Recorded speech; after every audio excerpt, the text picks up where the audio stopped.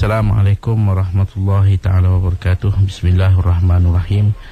Alhamdulillah Rabbil Alamin. Wa bihi nasta'in ala umurid dunya wa din. Wa sallallahu sallam ala sayyidina Muhammadin khatamin nabiyyin wa alihi wa sahbihi ajma'in.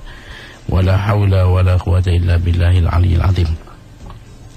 Pertama sekali saya terus mengajak kepada para pendengar Radio Aikim untuk kita berusaha lagi dan teruskan usaha, kerana kita sudah pun mula sampai di pertengahan dan kita sedang menuju ke puncak Ramadan. Jadi hari ini hari yang ke-16. Kalau kita lihat bagaimana kepantasan masa bergerak, kita dulu membicarakan mengenai dengan anak bulan, maka selesai anak bulan masuknya kita Ramadan, dah pun sampai pada hari yang ke-16. Jadi hari ke-16 tinggal lagi hanya 14 hari ataupun 13 hari untuk kita bersama dengan Ramadan. Kalau ada peluang bertemu lagi kita, kalau tidak mungkin ini yang akhir. Maka dengan itu saya mengajak para pendengar untuk kita mengambil berbagai perkara yang tersimpan, yang didatangkan oleh Allah dalam bulan Ramadan, terutama bulan yang disebut sebagai bulan rahmat, bulan yang disebut sebagai bulan keampunan, bulan pembebasan daripada neraka. Dan lebih lagi besok ialah hari yang ke-17, satu hari yang memberikan kenangan besar buat umat, iaitu hari yang mengenangkan kita pada peristiwa nuzulul Al-Quran. Allah turunkan Al-Quran dalam sejumlah pertama, kemudian daripada diturunkan daripada Lauh Mahfuz ke langit dunia, dan daripada langit dunia berperingkat kepada baginda sehinggalah tamat tempoh lebih kurang dalam 23 tahun. Dan juga besok juga adalah satu tarikh yang memberikan kenangan yang juga besar, iaitu peristiwa peperangan Badar, di mana apa yang kita tahu, suatu keadaan yang dilalui oleh baginda dan sahabat dengan berbagai-bagai tekanan, berbagai-bagai sekatan, halangan dan gangguan yang amat dahsyat. Maka akhirnya tibalah masa di mana janji-janji Allah telah pun dilaksanakan melalui peperangan Badar. Satu peperangan kalau kita tengok di persegi zahir memang tak ada ruang untuk menang, kerana musuh 3 kali ganda senjata dan kelengkapan serta tunggangan lebih daripada berbanding dengan baginda dan sahabat-sahabat. Tetapi menjadi satu tamparan hebat di mana sahabat berjaya mengalahkan musuh.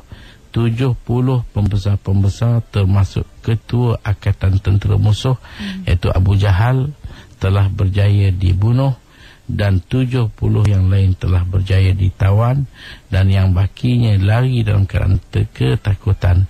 Ada yang sampai setahun keadaan trauma, ketakutan yang membayangi, gangguan yang menghantui hidup seorang, kerana bagaimana berlaku dalam peperangan Badar, suatu yang tak dapat difikirkan, kemenangan yang begitu hebat. 5,000 malaikat telah diturunkan untuk menyertai sama. Jadi insya-Allah mudah-mudahan kita berada di dalam Ramadan ini, kita ambillah berbagai-bagai penghayatan untuk kita jadikan pengisian kita. Lagi hari bertambah, maka kita sedang menuju ke muncak yang begitu hebat. Maka kita hendaklah berusaha, insya-Allah.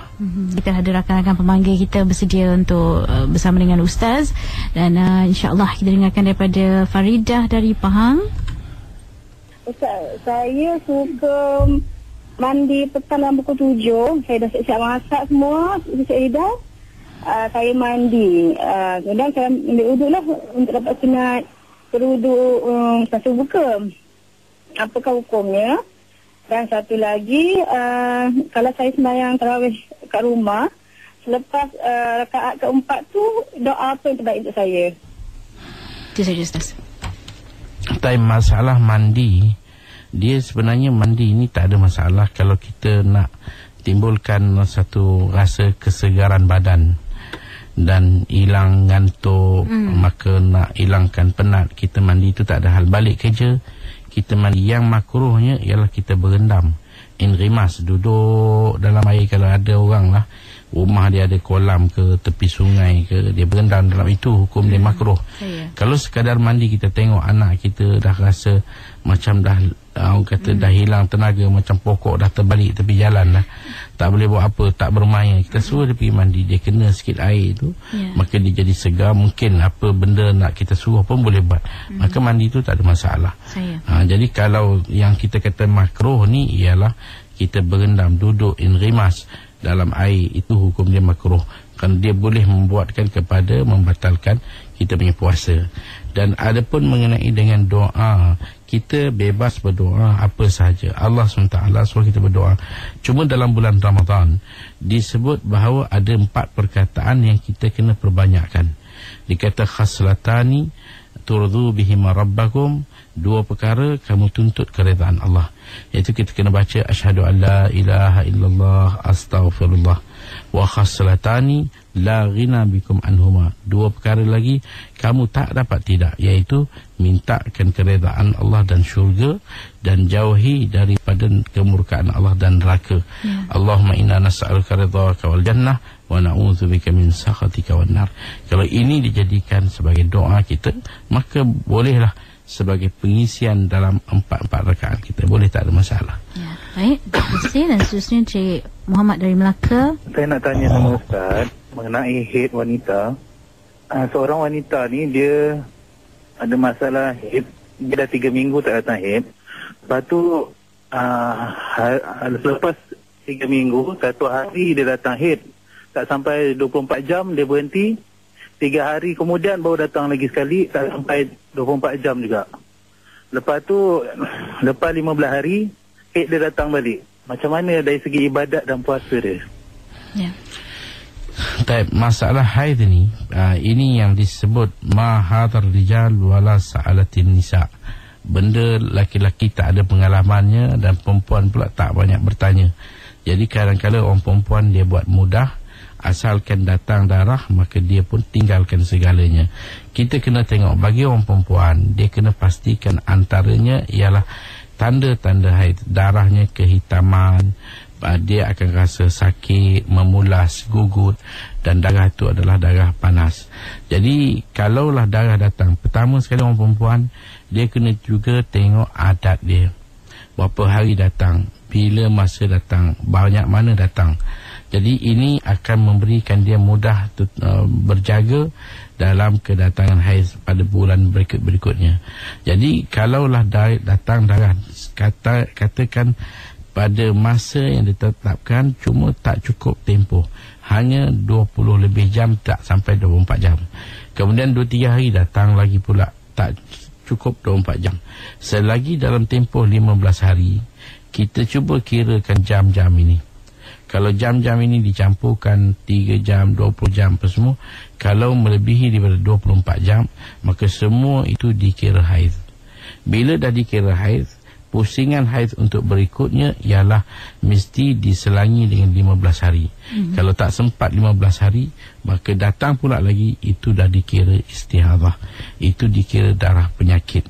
Jadi orang perempuan kena banyaklah di sini, dia kena tanda tarikh dia bila datang, dia ambil hal supaya jangan ada hari-hari yang wajib dia solat, dia tak solat, dan jangan ada hari-hari yang dia tak boleh solat, dia solat. Ini satu masalah yang perlu diatasi. Jadi saya rasa masalah tadi kita tengok balik adat dia, tempoh bila datang dan berapa lama. Kalaulah sikit, yang sikit ni kalau campur-campurkan tak melebihi 24 jam, maka itu bukan haid. Kalau 24 jam dan lebih, itu dikira menyeluruh semua haid. Maka bila untuk masa akan datang, dia dah boleh mula tinggalkan solat dia dan tak puasa, sehinggalah sempurna pusingan haid untuk tempoh, dan selepas tu dia akan dapat melakukan ibadat dia dalam 15 hari yang berikutnya. Baik, jawapannya. Terima kasih. Kita terus ke Cik Dalila dari Melawati. Assalamualaikum Ustaz. Saya nak bertanya berkaitan dengan batal ketak. Apabila kadang-kadang kita lepas sahur kita tak terus mandi. Jadi kita ambil tengah hari sikit baru mandi. Kemudian masa kita nak basuh hidung sikit, kadang dia termasuk tak sengaja dia termasuk kepada dalam rongga dan hidung tu. Jadi ada dikira batal atau tidak puasa tu? Tapi kita kata perkara yang batalkan Puasa ialah apabila masuk sesuatu ke rongga yang terbuka. Dan masuk di sini maksudnya ialah bila disengajakan. Kalau tak sengaja tak ada masalah.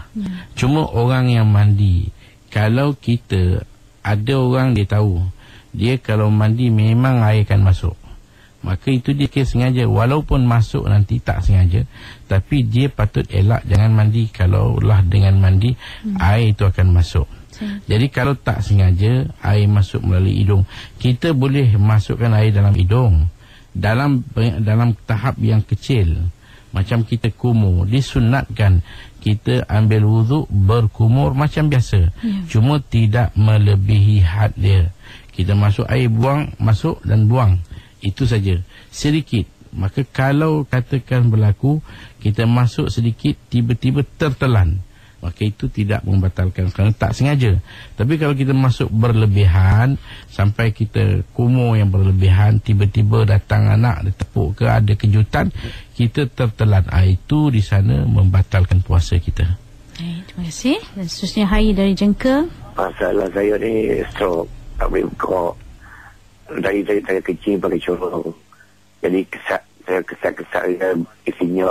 Jadi bolehkah saya baca Quran terjemahan?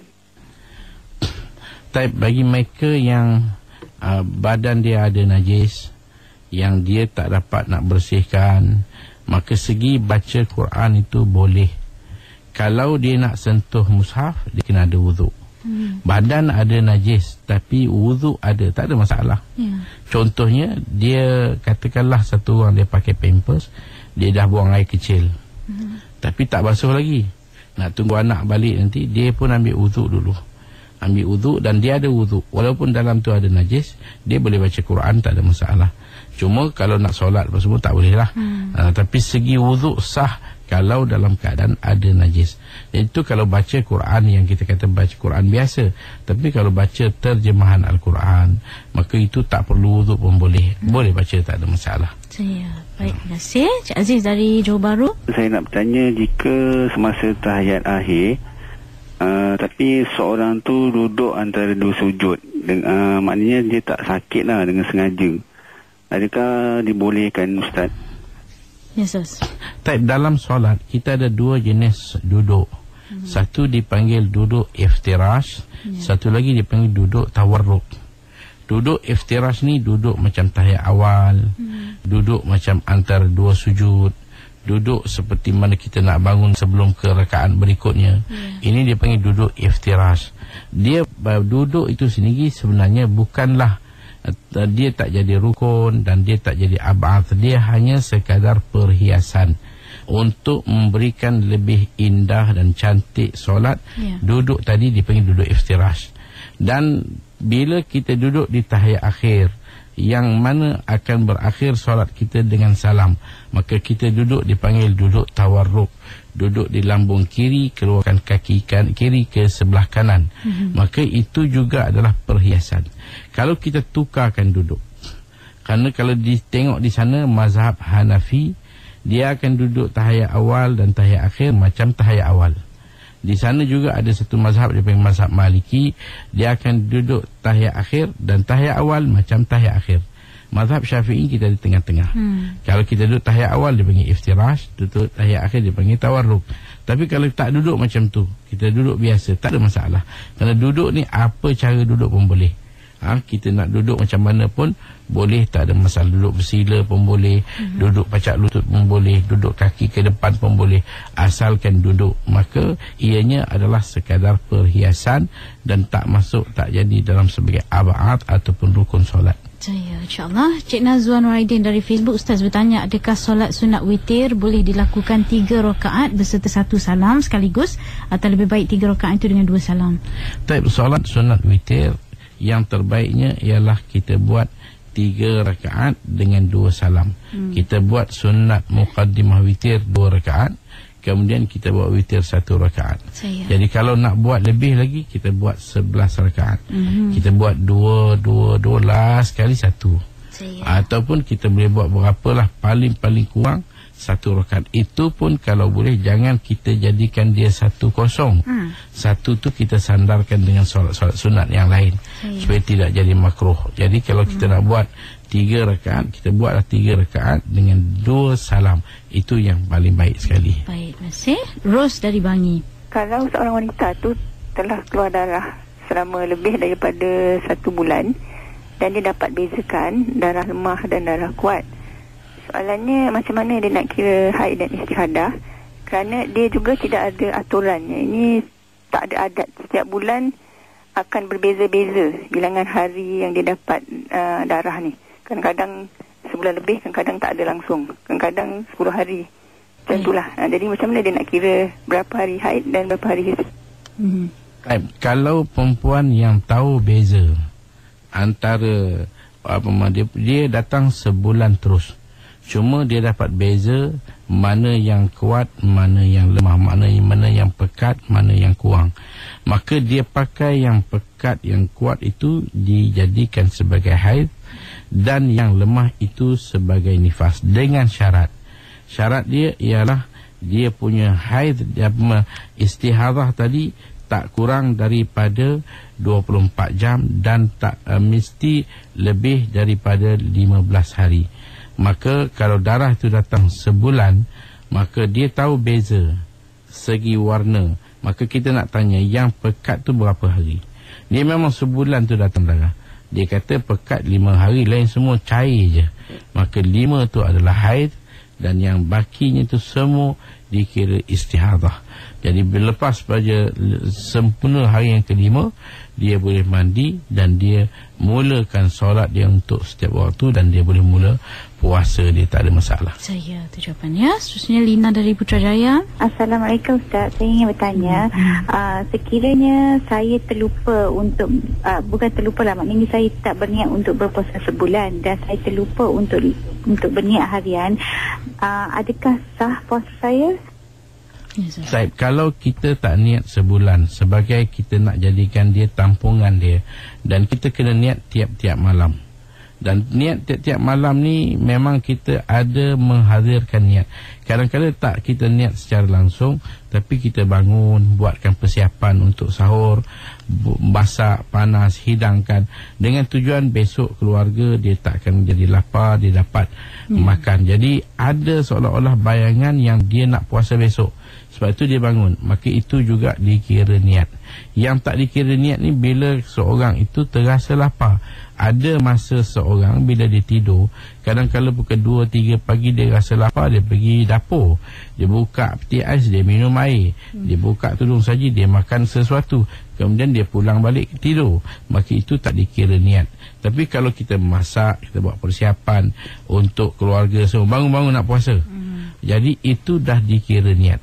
Tapi kalau tak ada itu semua, sepanjang malam berlalu dengan tanpa niat, maka apa yang kita perlu beritahu bahawa besoknya dia kena meletakkan diri dia seperti orang puasa, sama saja dengan orang puasa. Jangan dia makan, jangan dia minum, tak boleh, hukum dia haram sampai waktu berbuka. Dan nanti bila habis Ramadan dia kena qada puasa, kerana kita kata di sini wajib dia imsak dan wajib dia qada. Baik, itu jawapannya. Seterusnya Fiza dari Johor. Ketika sembahyang tiba-tiba anak membawa barang dan meninggalkan barang tersebut di atas jadah, lepas tu boleh tak kalau saya selangkah ke kanan, ke kiri atau ke belakang untuk bersujud? Lagi satu, kalau dia berdiri lama sangat ke depan saya, adakah saya perlu menunggu sampai dia pergi, lepas tu baru saya sujud ke, atau apa cara yang saya perlu buat? Anak kecil, Ustaz. Kalau dia bawa barang, kita tengok apa barang dia bawa.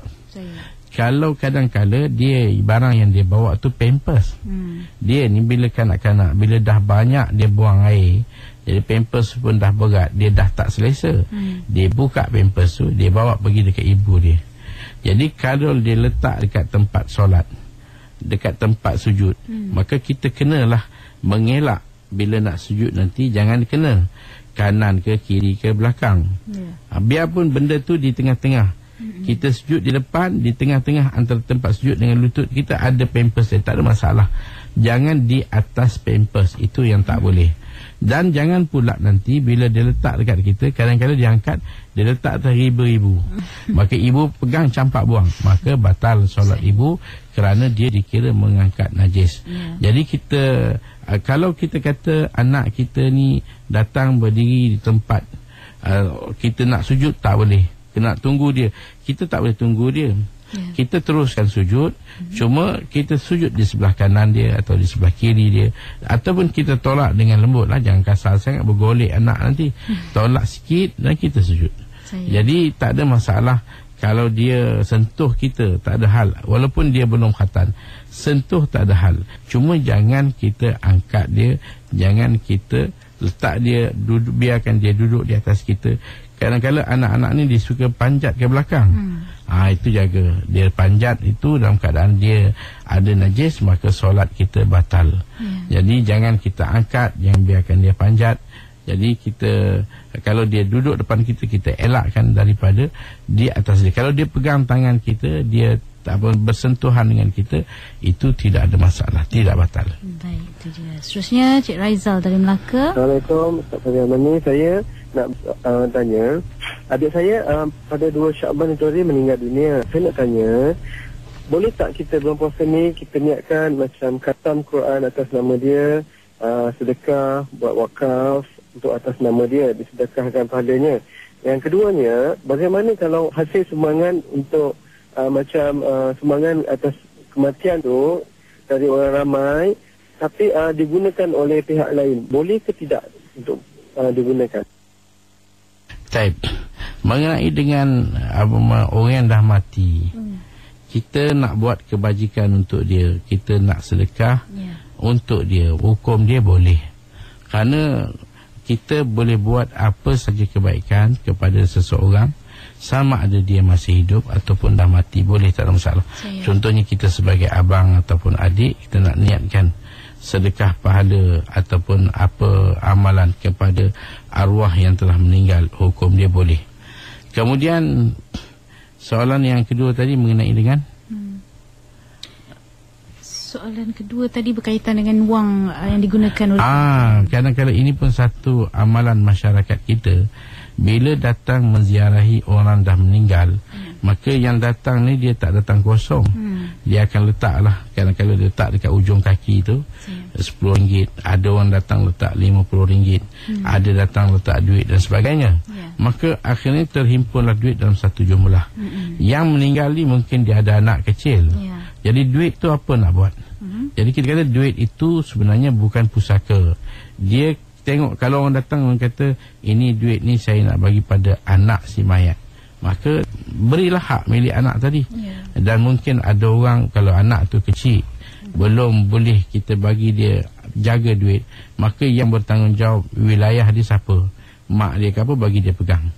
Tapi kalau dia tak ada cakap apa, dia letak je, maka duit ini tak jadi waris kerana dia tak jadi pusaka. Dan duit ni tak ada milik pula, mayat tak ada milik duit, kerana mayat ni bila dah mati, bukan kata nak milik, yang ada punya pun semua dah keluar daripada milik dia. Orang yang dah meninggal ni bukan keluar hanya roh yang keluar, tapi dunia pun dah keluar. Sehingga tidak ada harta yang dia punya. Walaupun kadang-kadang disebut ini harta pusaka, ini rumah pusaka, sebenarnya tak ada lagi dah. Orang yang meninggal, yang ditinggalkan rumah tu bukan milik dia lagi dah jadi warisan. Kadang-kadang bergaduh adik-beradik, kata tak boleh, tanah ni tak boleh jual, ni tanah pusaka. Sedangkan tanah tu telah menjadi warisan kepada keluarga, dan keluarga ni ada yang berhajat sangat kepada duit. Jadi dia nak supaya tanah ni dijual supaya dia dapat pembahagian, maka itu hak dia. Jadi kita jangan menafikan orang punya hak sehingga kita kata tak boleh, tanah pusaka kita tak nak sentuh. Tak, pusaka dia tidak ada yang masih kita kata kekal milik kepada yang meninggal. Tak, yang meninggal bila dah meninggal, habis semua dah keluar daripada, sehingga kalau dia ada cincin pun ditanggalkan, dia pakai jam pun ditanggalkan. Kalau gigi palsu yang tidak sampai kepada yang ditanam lainlah, kalau tak ditanam dikeluarkan.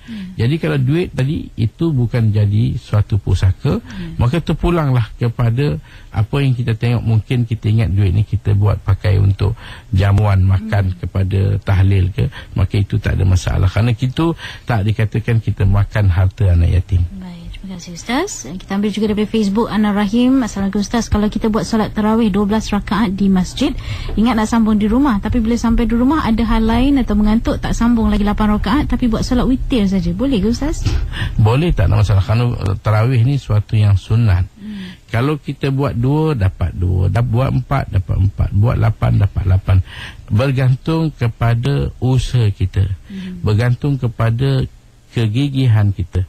Kalau kita berusaha lebih, kita dah buat 12, balik sambung lagi, dengan tak dapat buat awal malam, kita buat di lewat malam dengan kegigihan. Dia bergantung atas usaha manusia. Kalau dia berhenti dekat 12, dapat 12 sajalah. Kalau dia berhenti dekat 8, dapat 8. Dia berhenti dekat 2, dapat 2. Kalau dia tak buat langsung pun, dia tidak menjadi masalah dan tidak berdosa. Terima kasih. Kita dengarkan daripada Nur Hulu Langat. Seorang wanita yang haid, pada waktu malam dia masih lagi haid, tapi bila bangun keesokan paginya, dia terlewat bangun dalam pukul 7 pagi, dan dia dapati dalam keadaan dia dah suci. Jadi dia mandi hadas dan terus qada solat subuh. Tapi bagaimana dengan puasanya?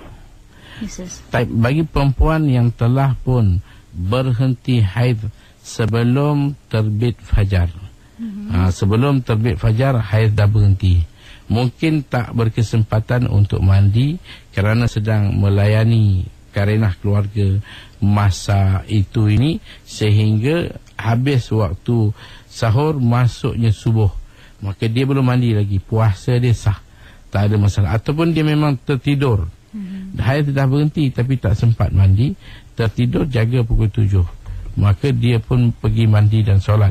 Maka berkeadaan dia dalam keadaan junub tadi ataupun janabah hadas besar ni tidak menjadikan masalah, puasa dia sah. Yang penting bila bermula terbitnya fajar, dia sudah bersih, walaupun tidak berkesempatan untuk mandi lagi. Cuma makruh lah kalau dia melewat-lewatkan mandi. Segi puasa hukumnya sah, tak ada masalah. Terima kasih. Jasrina dari Kelang. Assalamualaikum Ustaz. Saya nak tanya tentang solat tarawih ni. Saya solat tarawih jemaah 8 rakaat tu, saya menggantikan solat subuh saya tanpa kunut lah. Jadi macam mana, tak boleh sah lah ataupun sah? Type solat qadha, kalau kita nak qadha, macam mana kita selalu sebut, dalam solat tarawih kita boleh buat qadha, buat zuhur, buat asar, buat maghrib, buat isyak, buat subuh. Cuma masalah subuh ni dia ada kunut. Jadi kadang-kadang kita agak malu orang tengok ini apa, kunut apa ni. Jadi nak kata kunut witir, belum witir lagi. Jadi dia nak tutup malu tu, nak daripada maklum manusia ni akan berkata. Jadi dia buat solat tanpa kunut, hukum dia tak ada masalah. Kerana kunut ni bukanlah perkara yang meletakkan syarat sah atau tidak. Dia hanya sebagai satu ab'ad. Kalau dia buat, sempurna solat. Kalau dia tinggal, walaupun sengaja, disunatkan dia sujud sahwi. Baik, terusnya Nurini dari Kedah. Saya ni masuk tahun keempat dah. Kira tadi kalau lagi teruk, bila saya bersahur pun perut dia rasa kosong. Pukul 8 lebih tu perut rasa kosong dah. Saya kena makan. Lepas tu macam mana hukum puasa saya lah? Saya kena bayar puasa atau dua-dua sekali? Tak boleh puasa. Kalau dia pertama sekali, puan kena pergi dapatkan rawatan doktor Islam, beritahu kes masalah saya ni, perut tak boleh kosong. Kalau dia kata ini memang berbahaya, kalau awak biarkan kosong, awak akan jatuh, awak akan ditimpa dengan penyakit yang berat, dan masalah memang tak boleh. Jadi macam saya dapati ada setengah orang, mereka buat kerja berat, Jadi perlu bertenaga, dan bila perlu bertenaga, perut sentiasa kena ada isi. Kalau tidak, mereka akan sakit, dan sakit tu memang habislah, segala benda pun tak jadi. Kalau dah darurat macam tu, dia kena bayarlah setiap hari satu jupak. Dia bukan hanya sakit bulan Ramadan, dia sakit di mana-mana musim. Perut tak boleh kosong, itu masalah dia. Tapi ada orang bila Ramadan dia sakit. Ini tak, itu kena puasa.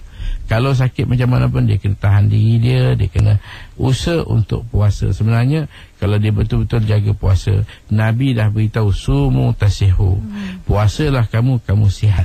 Mana mungkin dengan puasa dia akan datang penyakit. Nabi kata akan datang sihat, tiba-tiba kita kata datang penyakit, itu tak betul. Mesti ada yang tak kena di situ. Maka kita perbetulkan. Kalau kita jaga betul dengan sahur yang betul, maka segala-galanya baik. Maka insya-Allah. Dan jaga puasa kita. Sebab ada dua perempuan di zaman Nabi, dia lapar, dia haus sangat. Bila Nabi suruh bawa satu bekasur, dia muntah, rupanya keluar nanah, keluar ketulan daging. Rupanya mereka ni puasa tapi banyak mengumpat. Jadi kalau macam inilah, memang tak hilang kita punya letih. Puasa tapi dalam keletihan. Kalau kita banyak zikir, banyak berdoa, banyak selawat, insya-Allah ini akan memberikan satu kekuatan badan untuk kita menyempurnakan puasa. Terima kasih Ustaz. Kita dengarkan Cik Muhammad dari Kerinci. Assalamualaikum Ustaz. Saya nak tanya ni pasal sembahyang tarawih. Bagaimana umumnya kita buat 8 atau 20 rakaat? Tapi boleh ke kita buat macam 10 rakaat ke atau lebih? Taib tarawih ni, kalau kita lihat, menjadi satu ijma' yang telah disepakati oleh sahabat-sahabat, bermula daripada zaman Sidina Omar pada tahun kedua pemerintahan Omar, sampailah ke hari ini.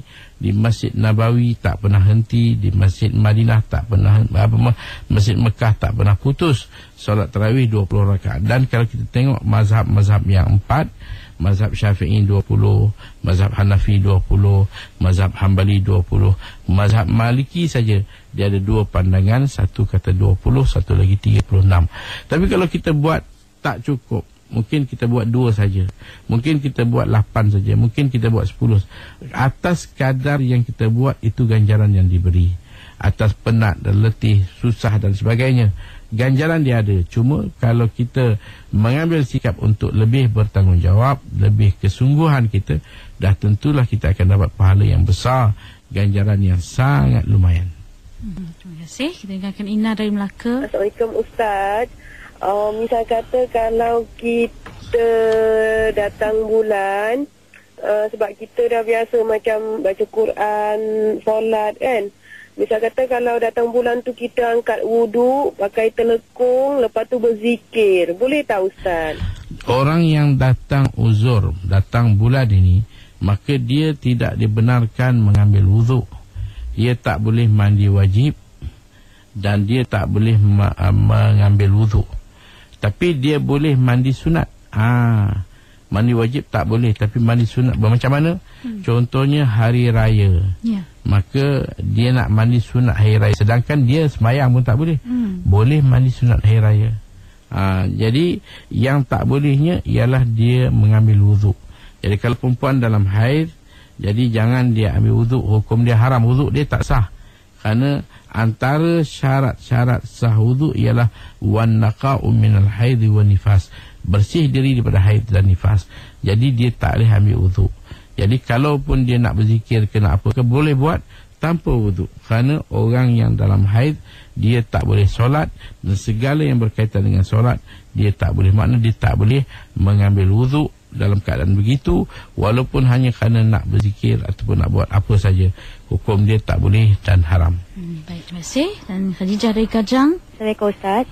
Saya nak tanya pasal sujud tilawah. Bila kita perlu lakukan sujud tilawah tu?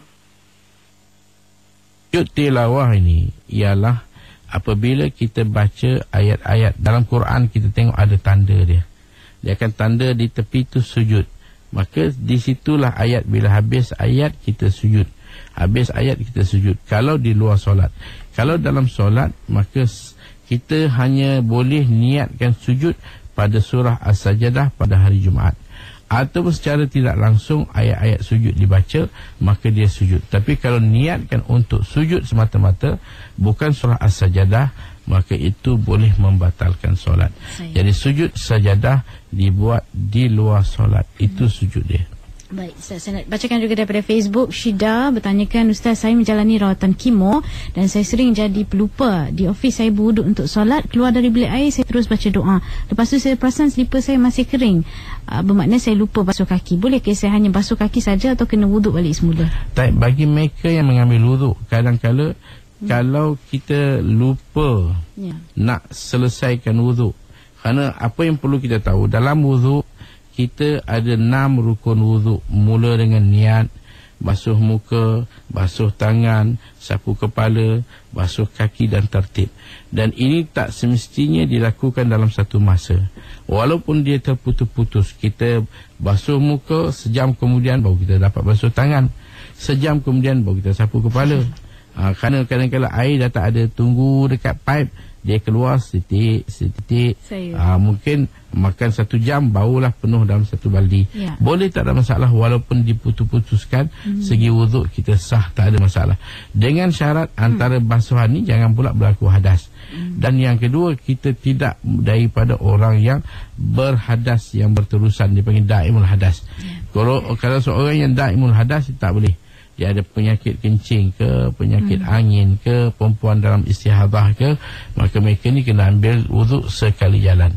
Kalau kita yang tak ada penyakit, boleh kita buat, ambil wuduk, basuh muka, air habis, kita pergi sambung, buat apa kerja, dah ada air, basuh tangan pula.